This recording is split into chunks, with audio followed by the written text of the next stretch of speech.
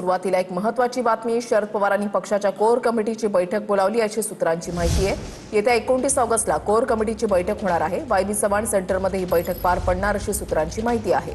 पक्षाची पुढील भूमिका आणि विलीनीकरणाची शक्यता यावर या बैठकीमध्ये चर्चा होणार असल्याची सूत्रांची माहिती आहे।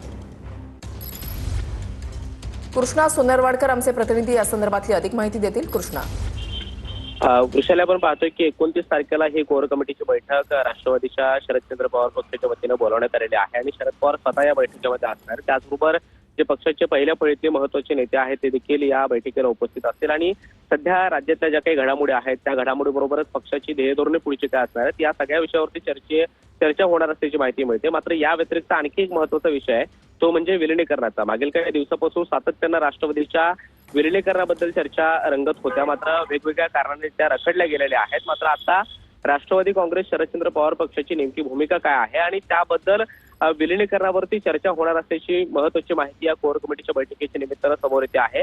29 तारखेला सकाळी वायबी चव्हाण सेंटरमध्ये ही बैठक पार पडेल आणि त्यामध्ये नेत्यांच्या वतीनं विलिनीकरणावरती चर्चा होईल आणि त्यानंतर शरद पवार पक्षाची नेमकी पुढची भूमिका काय ठरवतात किंवा काय निर्णय घेतात हे पाहणं महत्त्वाचं असणार आहे, कारण याच्या आधी सुद्धा दोन्ही राष्ट्रवादी एकत्र येतील आणि त्यानंतर धन्यवाद कृष्णा दिलेल्या सविस्तर माहितीसाठी।